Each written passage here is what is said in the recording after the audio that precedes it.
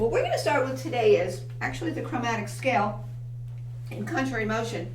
And I'm going to show you kind of how I want you to do it. I know you probably did. Remember, we don't want those pokey fingers. We want to kind of drag the fingers and get what's called a seamless legato. You know, seamless means no bumps, right? So I'm going to show you what we do. Remember how you did this? This is quarter notes, right? Yes. Right, now watch, I'm just going to run through this. And there's always a moment when it's the right moment for the next note. Is that right? Yeah. It's really slow quarter notes. There's a reason for this. Now here's a destination, because you have to resolve. Resolve? Yeah? Resolve means what? Come to what? Like get softer, Right. come to the end. Right. It's a sort of a destination, a sub-destination. Because the ultimate destination is the very end. Now we're going to do this. Watch. I'm going to have you do it in a minute. Eighth. What am I doing now? I'm going forward on the every other, right? You know how to do that with eighth notes? Like sighing. No, not yet finished. You'll have a chance. Now what do I do next? 16ths. And I go.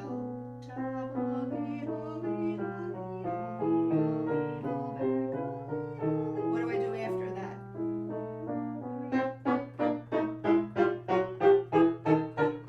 Do I stay close to the keys pretty much?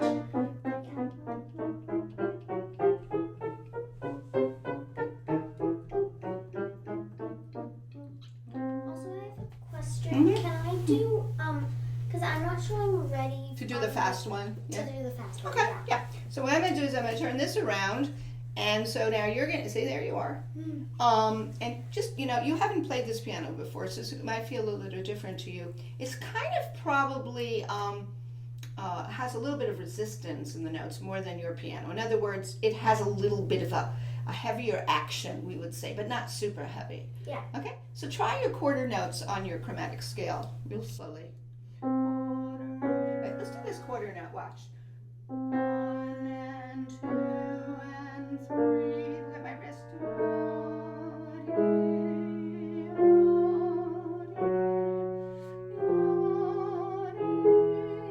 Good job. Breathe.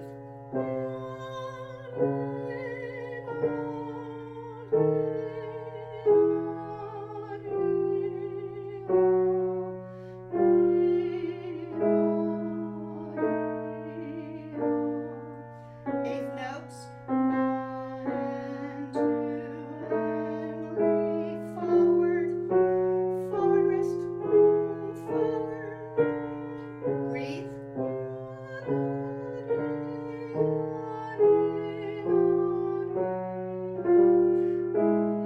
And resolve.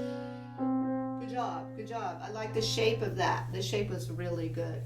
Of course, the next stage of this learning process is to exactly double that. It shouldn't be a big deal because you pretty much know the fingering really well. Yeah. And what is the clue to this? If you were a blind person, you would feel white, black, 1, 3, white, black, 1, 3. Yeah.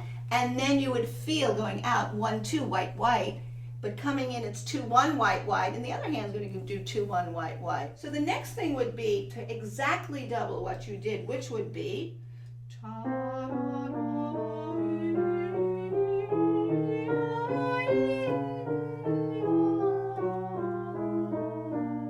What's the challenge in doing that? What do you think the challenge is to the student? Well, you have to kind of there's different fingering sometimes in different hands. Like in the number 2, you have to remember. Exactly. You mean when one's doing a 1, 3, one might not be doing the opposite 3, 1, Yeah. or etc.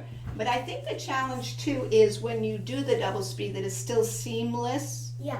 And it's ooh, ah, instead of da da da da, right? Mm-hmm. And so how do you do that? What do you think about as you're trying to make a seamless chromatic scale? Well, sometimes I think of kind of like wrist motions and also jellyfish. Okay, I like that. Or caterpillars. Caterpillars, yeah. Yeah. I don't know. And how would you shape that with your hand, like in the air? How would you show someone? Yeah. And you kind of go like, well, you know, I was going to show you what I think of because I think of like this. Well, it's going this way, right? So it's like,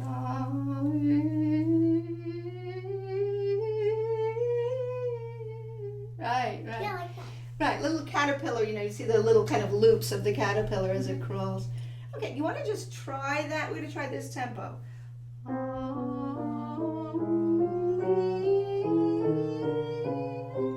Try that.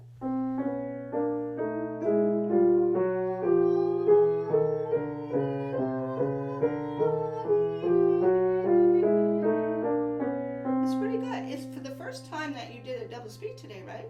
Mm-hmm. Is that the first time? Well, I practiced tried it a little bit at home. Right, that's pretty good. Yeah. That's pretty good. And what I would probably do if I were practicing it, you know what I would do to really make it totally seamless? I would probably start one hand at a time. I'd go. Am I playing loud? No, because when I play soft, I can tell what jumps out easier. Watch. Wouldn't that be a good idea? And then this hand. Look how I drag my fingers. I don't really do any pokey fingers, do I? Try that. You take the long left hand down and up, right? Yeah. Keep your hand kind of at one level. So you know that your longer fingers give you the level of the hand. The thumb kind of is inserted, right, as a little feather finger, right? Is that right? See, the thumb comes in this way, right? We know that, right? Yeah. Okay, try that. Going down.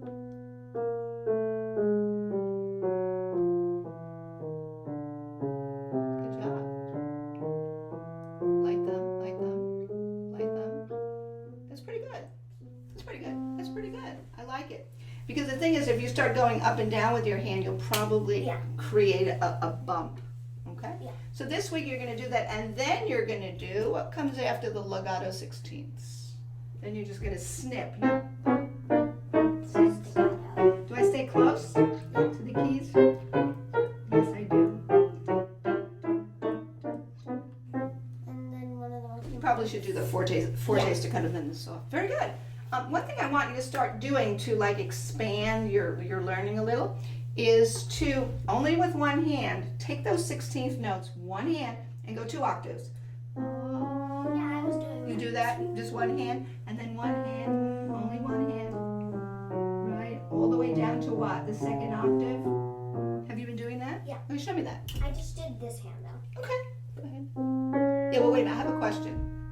Before you start, do you kind of have to imagine, the sound, where the breath is coming from, so you don't like go, oh, what happened? What happened? It's like placing the bow on the string, like you were learning from your friend. It's like you gotta go place the bow, think with the sound, and then draw the bow. On the piano, you're using your arms like a bow. So what happens is you have to do what? You have to think a little ahead of time. What do I want to hear, and exactly the sound, and how do I get it physically? I know exactly. I'm singing to myself, right? I know exactly where to start. Okay? So you can't just go, oh, I just sort of fell down on the first note. It's sort of like you're preparing the first note. Is that right? In your imagination, what do you want to hear? Mm-hmm. You have to do 2 things. The timbre, which means what? Timbre is the sound image. Yeah. And then the rhythm. So it has to be a steady rhythm. Okay? You know the rhythm you want? Yes. Ready? And.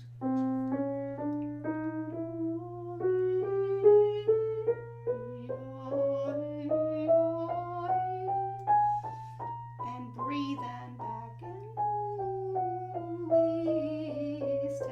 steady.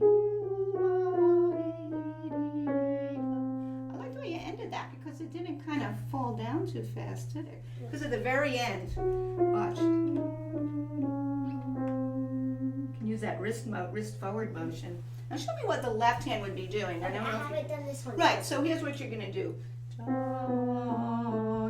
you're left-handed, that should be not as hard, right? Because you're left-handed first. Go to middle C though, middle C. Because that's where your hands are going to go eventually 2 octaves out when you're ready, okay? And...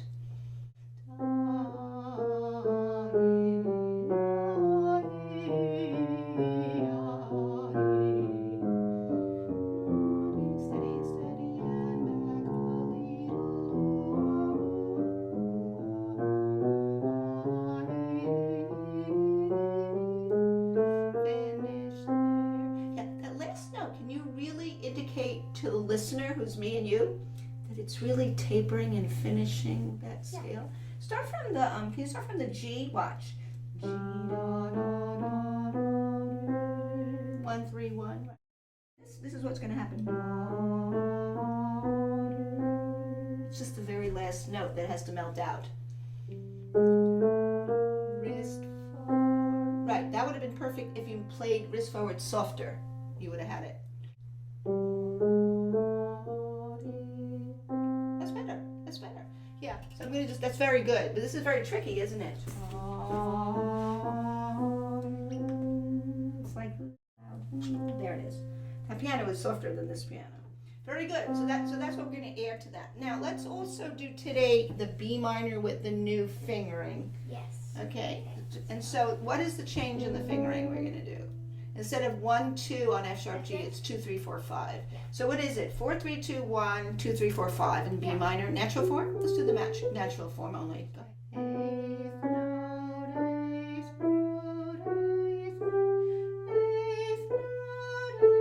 We're going to stay with that form and go to 16th. Same thing.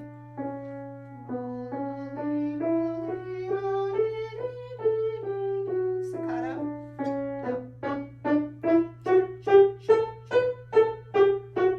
Soft now.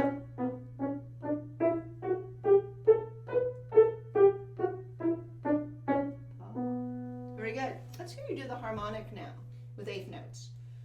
Wait, now you got to remember what your eighth notes were, because they were these.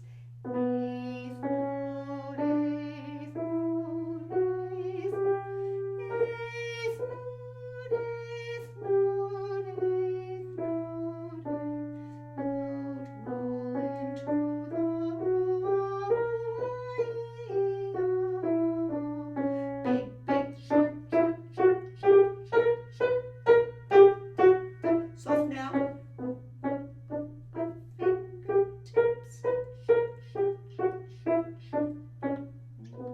Gorgeous, really good playing. How about the melodic? Now we gotta remember, now this is very tricky, because you know what's tricky? Because sometimes we don't remember what our fundamental beat was when we started all the other ones. And here's what it was. Eighth note, eighth note, eighth note, eighth note. Okay? Okay, let me see. Hold. Eighth forward, eighth forward, eighth note, eighth note, eighth. So you come down in the natural. Because what's so wonderful about melodic is it like builds a little bit of it intensifies going up, and then it what? Blows the air out of the balloon coming down, right? It's like the balloon is swelling, and then it just goes total sign. Take a deep breath. Okay, and